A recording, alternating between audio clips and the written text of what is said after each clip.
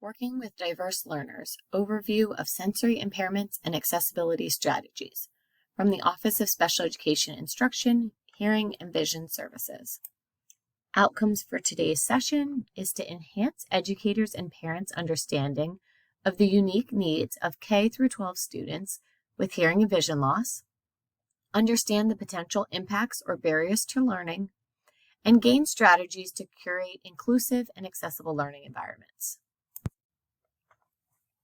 We will begin with an overview of sensory impairments, delving into the definitions for deafness or hard of hearing, blindness, low vision, and functional loss, and then transition to instructional accommodations to support inclusive and accessible learning environments through some classroom tips, as well as to discuss universal design for learning.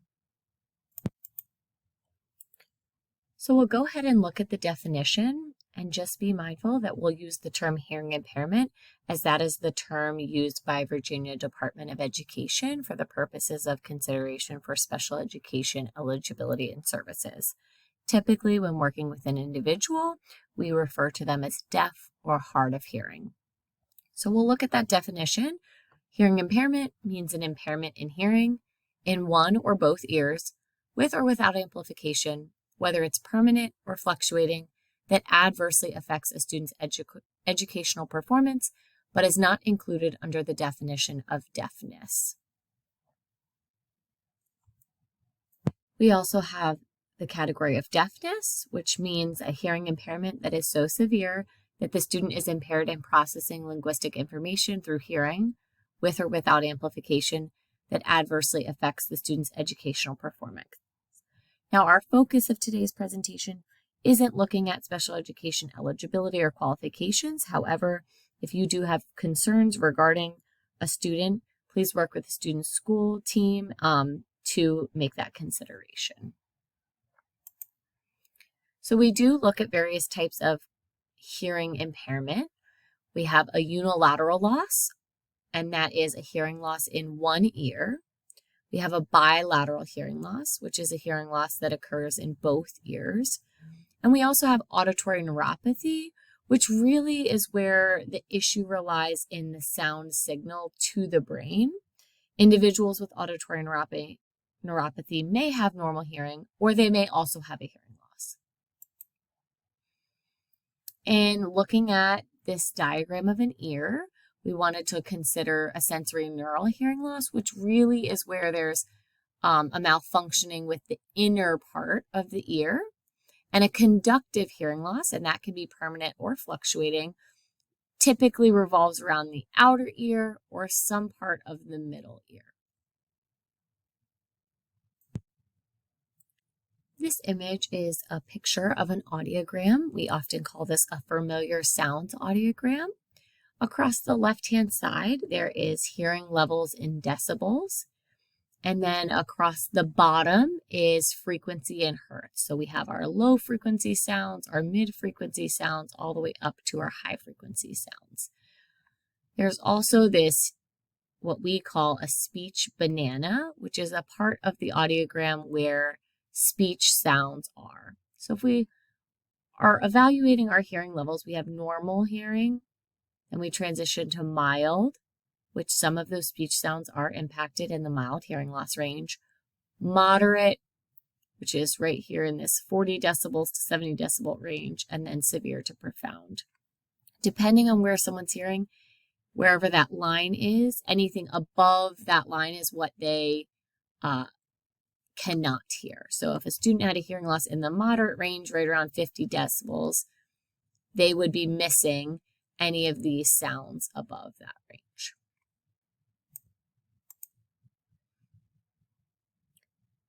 In case you would like this simplified version of a simulation of a hearing loss, hopefully this will just give a very basic representation of what it may be for an individual with hearing loss.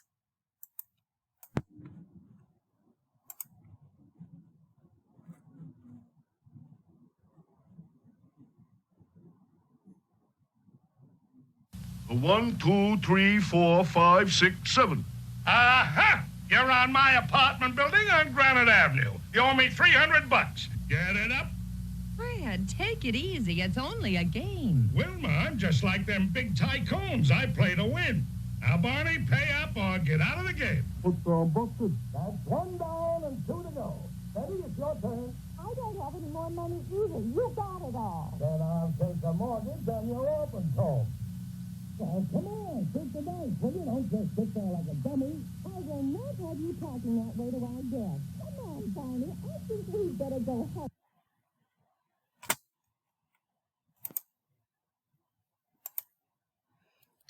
So there are various potential impacts for students with a hearing loss on their learning.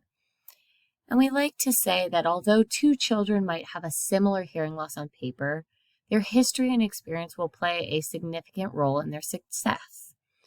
This is to say that two children with an identical looking hearing loss may experience very different outcomes based on a number of variables. While previous experience teaching or meeting a student with a hearing loss is indeed very valuable, the same interventions and supports may not apply to the next student or individual that you meet with a hearing loss. The most significant impact of hearing loss is access. Children typically spend much of their day engaged in either active or passive listening as a means of obtaining information. In fact, overhearing is how we learn the bulk of our vocabulary. So when we're thinking about a student that's deaf or hard of hearing, if they don't have the same access to information as their peers, and they're not privy to overhearing speech and language, they need that to be provided in a different way, whether that's more repetition, amplification management, visual means of obtaining that information. Access plays a huge role in education and language.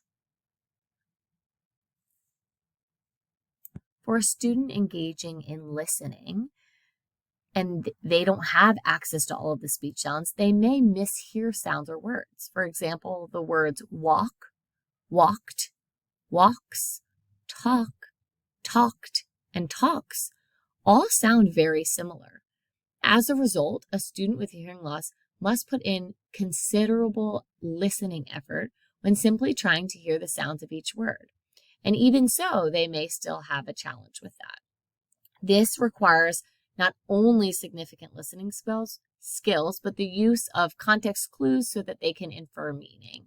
So it's very important to understand that as students are listening throughout the day and trying to sift out other potential factors, such as background noise, any visual distractions, you may see some of that fatigue where they may need some breaks in the afternoon or things to be broken down in different ways because of that potential fatigue.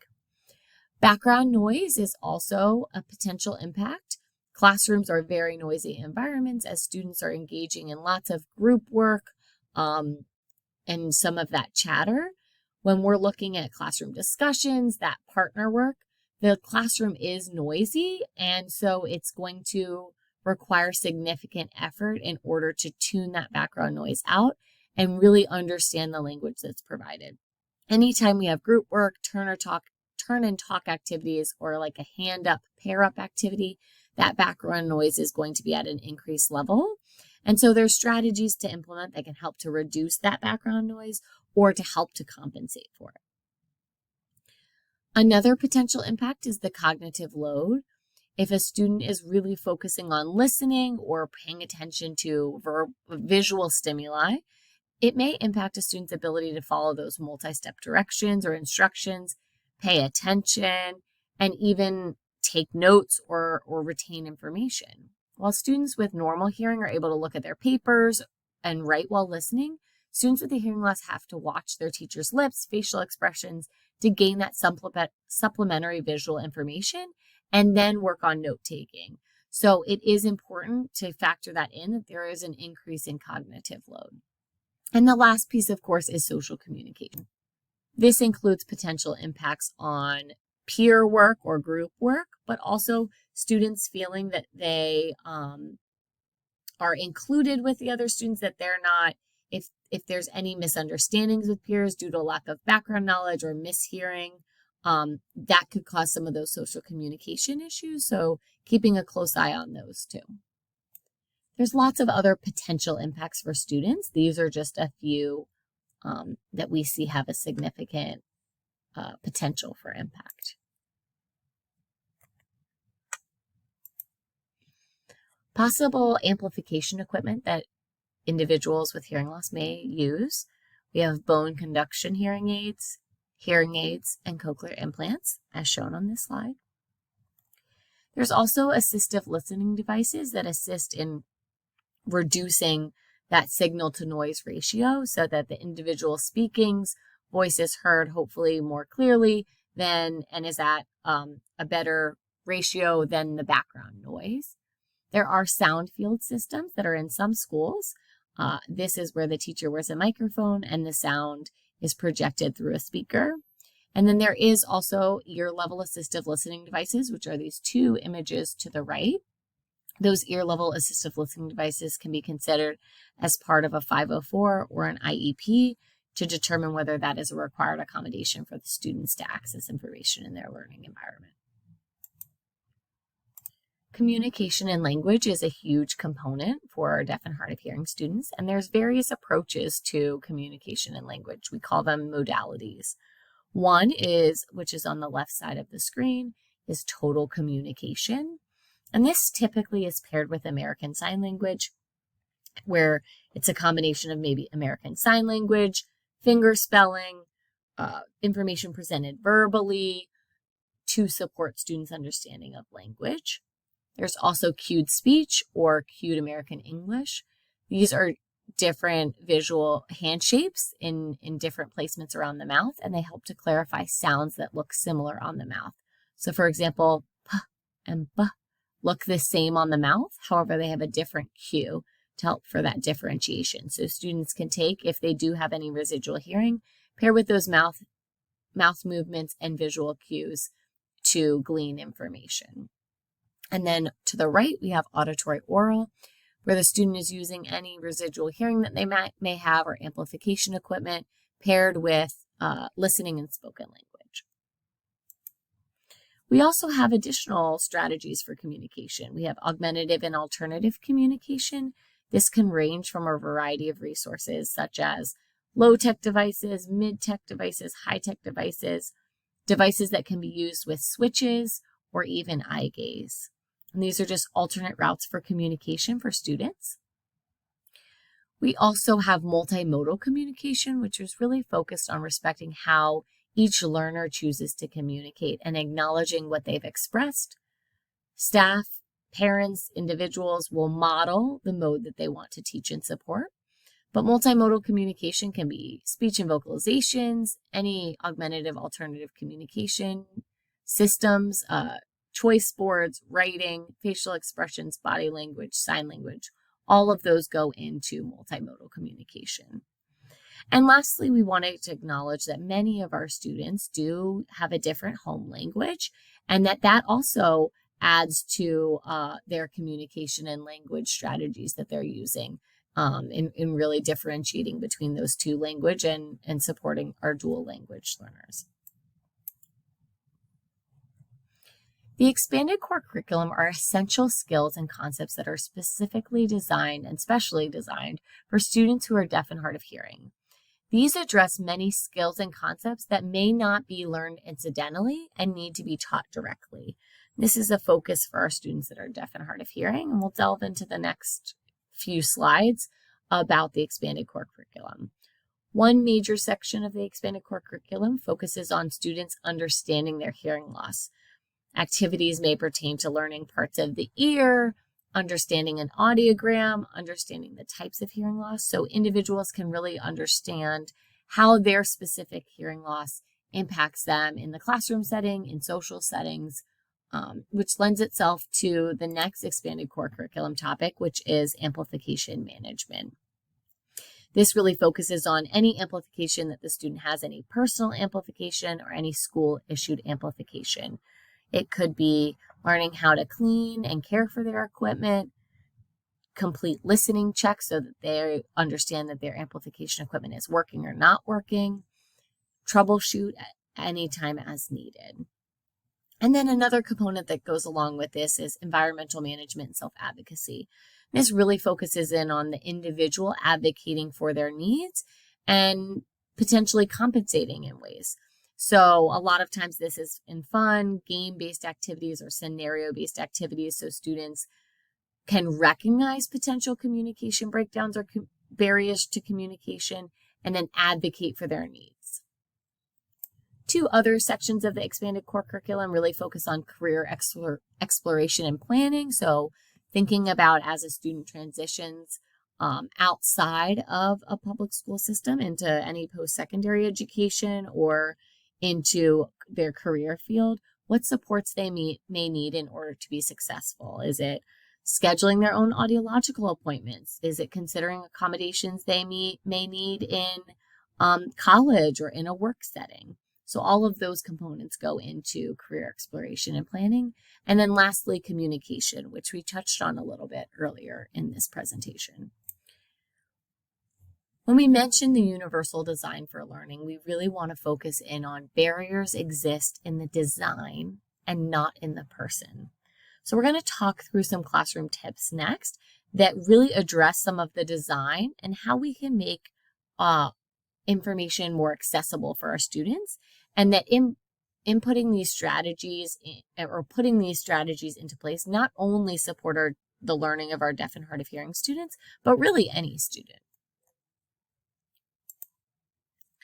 The first piece is seating, and really considering how can we be strategic about the seating choices that we're making so that the individual can be seated close to the speaker and have access, visual and auditory access to the individual speaking or presenting. So visual access if they're using a sign language interpreter or a cued language transliterator, seeing those facial expressions and mouth movements, and then also being close enough so that they have the best auditory access they can. Another strategy that can be implemented is using visuals to support any content that's presented. This could include pictures, gestures, manipulative, any other visual supports that's really paired with verbal or written information. A lot of times our students need to have multiple avenues in order to gather the information that's shared.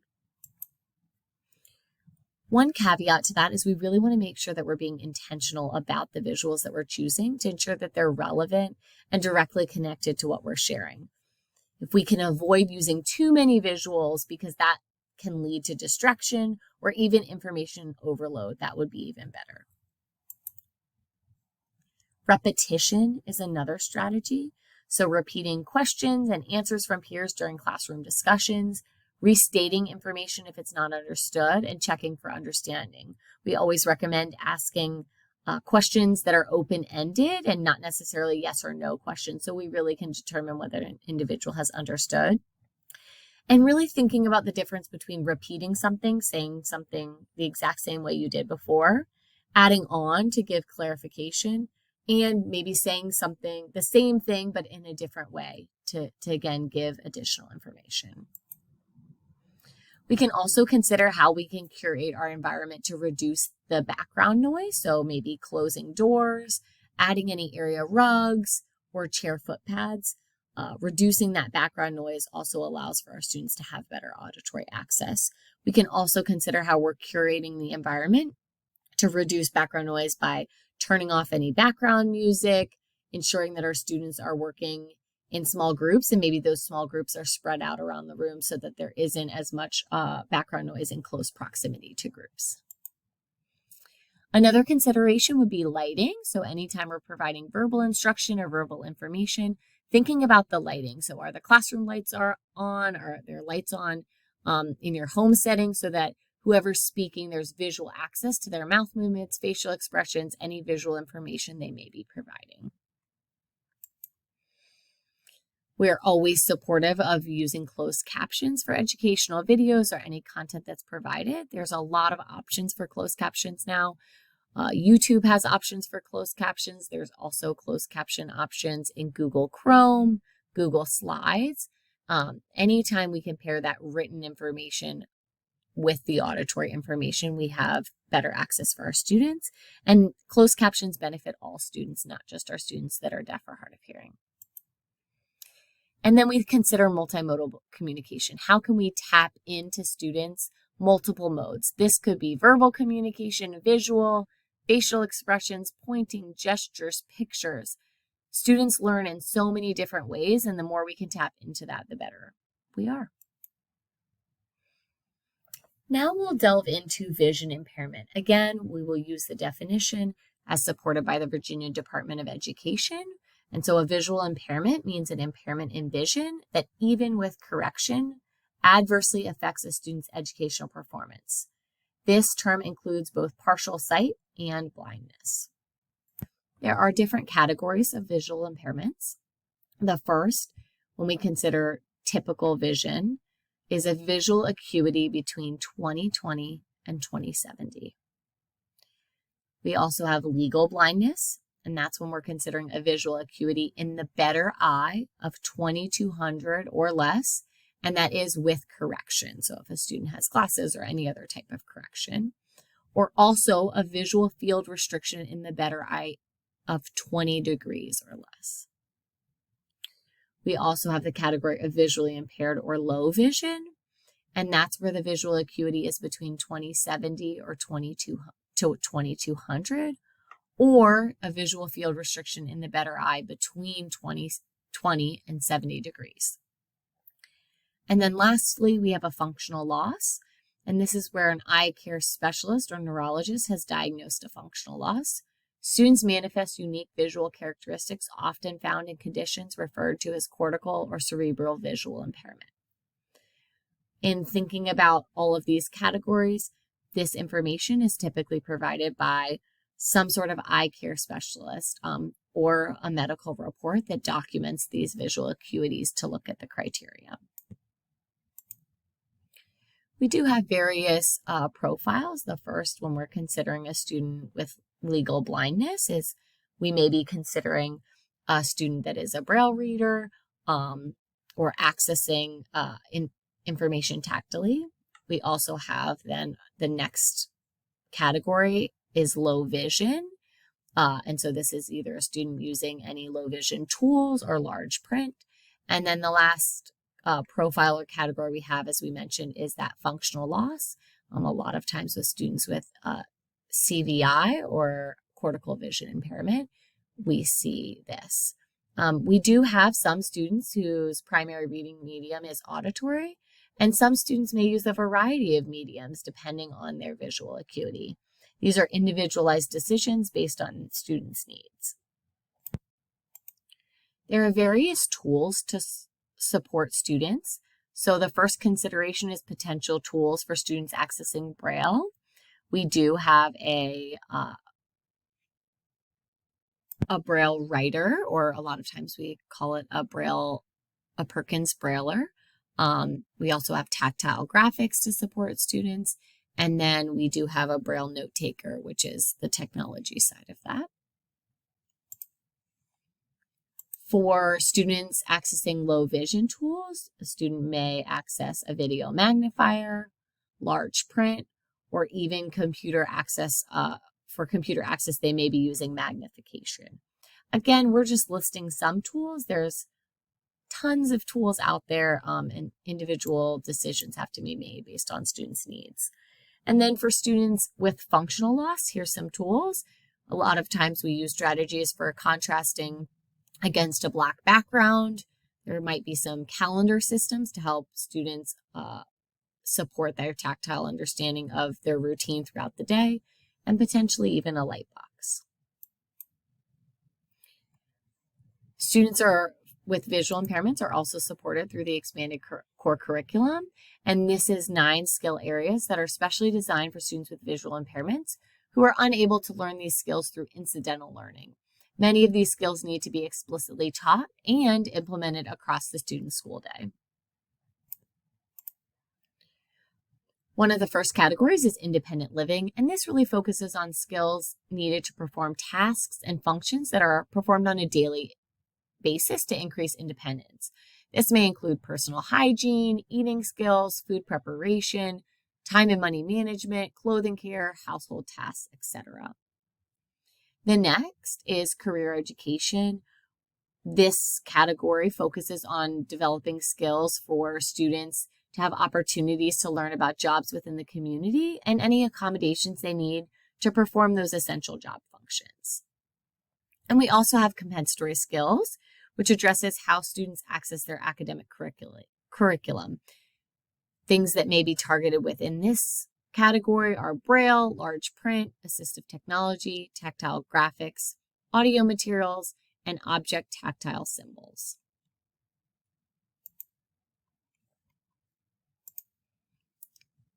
The next category is assistive technology, which focuses on providing students opportunities to explore and learn how to use a variety of high and low technology tools.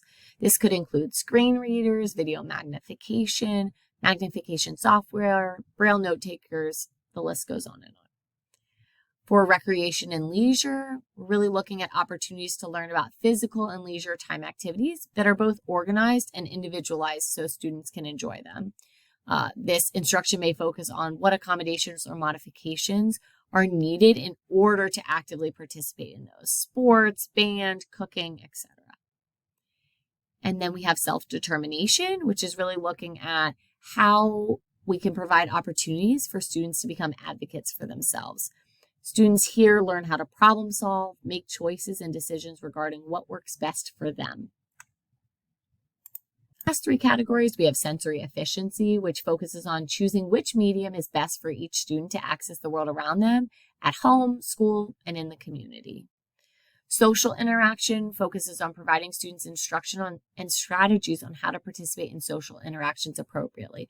For example, teaching students to pay attention to someone's tone of voice, as they may not be able to see their facial expressions, or to shake hands with someone during an initial social interaction.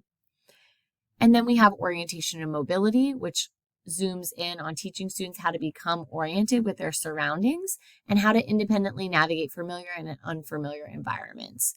Typically, this is provided by a certified orientation and mobility instructor. So when we look at the curb cut effect, it's really how do we design for all? And when we design for disabilities, we make things better for everyone. So we're going to consider a few tips that individuals can use for creating accessible resources that, although we are designing for students that are blind or visually impaired, they really support accessibility for all students. So that first tip is providing actual text versus images of text. So avoiding screenshots or an image capture of text. When we're thinking about this, this is Google Slide Decks, Google Docs, Word documents, etc. There is a campaign that we have called Keep Calm and Choose Accessible Learning Materials, which we really delve into how we can provide actual text. Text as images cannot be altered for font size, accessed by screen readers, Braille displays, or other technologies. And also images of text are often blurry and don't allow for reasonable access with OCR or any sort of language translator, which requires significant accessibility retrofitting. So we provide actual text. We really support the accessibility of that document. The next piece, or our next tip, is the 4 C's. So this slide will delve into 2 of them, which is color and contrast.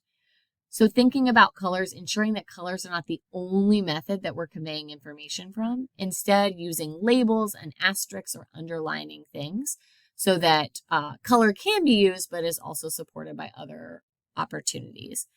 And then also considering using dark colors rather than neon or pastel colors when presenting information on paper or electronic materials for easier viewing. And then looking at contrast, using high contrast between the background and the text so that it is distinguishable. For example, a black background with yellow text versus light gray background and dark gray text.